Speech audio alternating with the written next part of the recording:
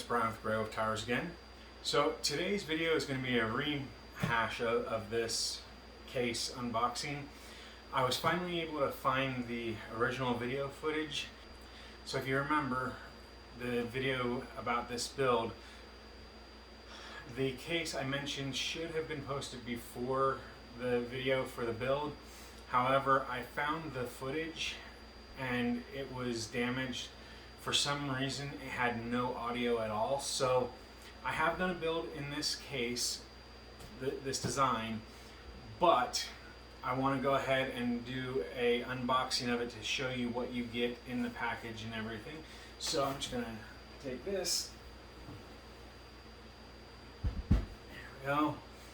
So now we're going to do an unboxing of this guy here, and this is actually a really nice case to build in, just so you are aware. Here we go.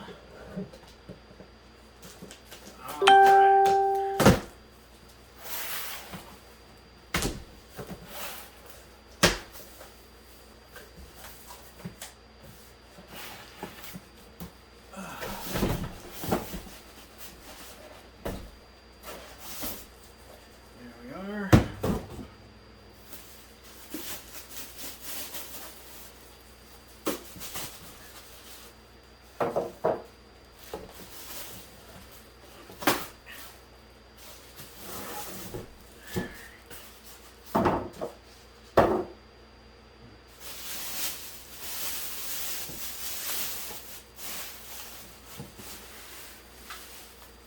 Now I will warn you, there is some sharpness to the frame.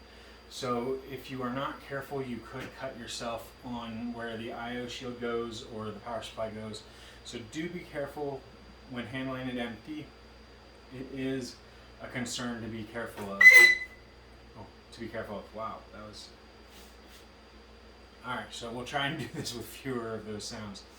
So now, the nice thing about this case is that the front is, it's plastic, so but it looks like brushed aluminum, so you get a nice gunmetal brushed aluminum look to the front, which aesthetically looks really pleasing in my opinion. So you do have the front panel here. It includes power button, reset switch, and it is kind of tactile, so you do get a little bit of a feeling, so you know when it's pushed.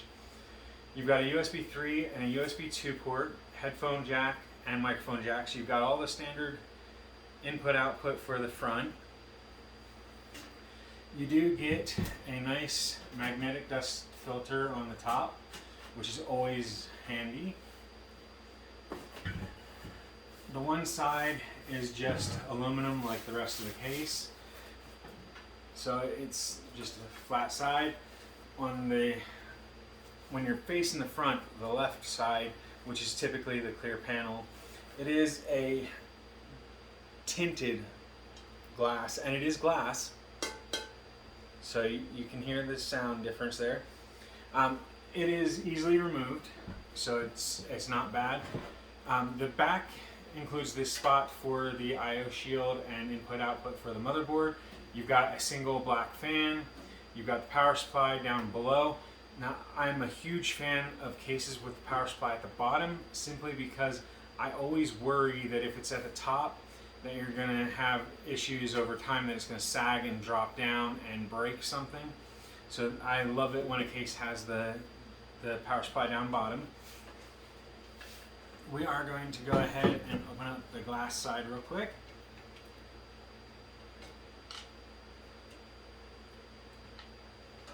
Now these are thumb screws. They are not screwdriver tipped ones. They're just thumb only. Now the key to this is that you've got a little lip here to grab hold of, about the size of a finger, a little bit bigger. You put it at a 45-degree angle and then you pull it out and you're good. It takes 4 thumb screws to hold that in place. And they do have rubber covers to the standoffs, so you don't have to worry about that. And then inside you have the power supply shroud. It does have a cutout. It does have a cutout where you will be able to see the label if it's in the right position. I'm not a fan of that, but it is what it is. It has 2 of these SSD sleds, so that's pretty cool. And they go in, and then you press in the button and it goes down and locks into place. Or you can press it and it releases it and then you pull it out. So it's easy to put in and out, no worries there.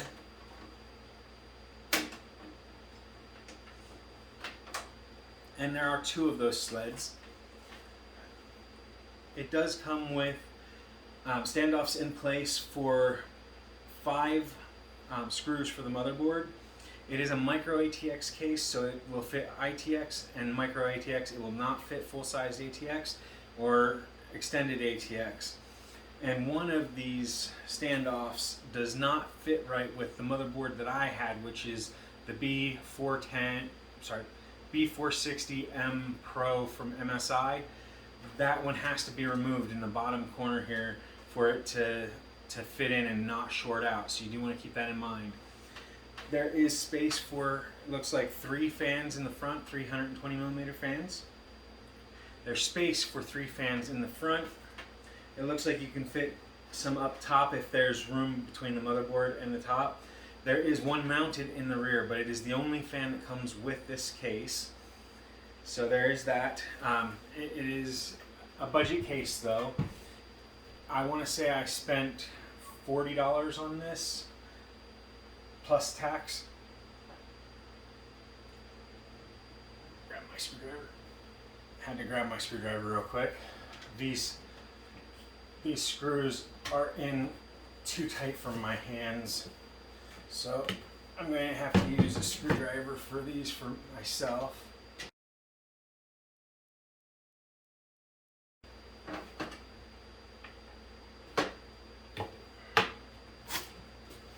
And like with the glass panel, it's a 45-degree angle side panel. However, this one does not flip up and down, it flips out and then you pull it out. It does have these little clasps that go into the spot here for it. For the 3.5-inch sides, there are 2 sleds down here, which also one of them houses the screws and things like that. You've got your connectors for the front panel, USB, audio, power and reset, and then the USB 3 there. There are several mounting points and there's plenty of space in the back here. However, as I pointed out in the video of the build of this system, they don't have enough, really, to be honest. And they're odd. They're not the little shape like a C that's on it, where it's just like a little loop. These are triangles so that you can go at different angles for it, which is a cool idea, but it actually makes it a little more difficult, in my opinion, to use. But there are enough to get you organized, at least somewhat, and there's plenty of space in the depth of it, so you can still put everything that you need in there. But in my opinion, it would have been nice if they had a few more. Aside from that though, it was a very easy to build in case. Overall, I highly recommend it if you're on a budget. I mean, $40 plus tax. I think right now they're $50 on Amazon, but you know, when they go on sale again, grab one for 40 bucks. Throw your system in it. As long as you're running an MATX board, definitely do it. And there's plenty of clearance for a full-size graphics card. I mean, my RX 6800 should fit in this if I wanted it to. So I definitely have no problem recommending the case for those on a budget, even if you've got a full-size graphics card. I know graphics cards are hard to find right now, but this can house pretty close to any of them. So just keep that in mind. Like I said, you get your basement, you get your glass side panel, you get your cable management's decent.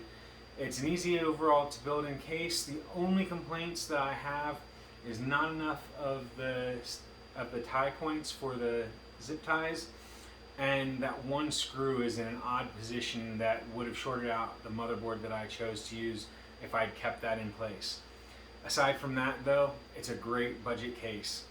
Anyway, that's today's video. I hope that you found it entertaining or educational. If you did, make sure you hit the like button down below. If you haven't already, make sure you hit the subscribe button up here so that you can get notifications for when I post new videos, and so that you'll get notifications for our community area. And as always, leave any comments about myself, the channel, or the product down below, and I will get back to them as soon as I can. Thanks for watching, everyone. Have a great day. Bye for now.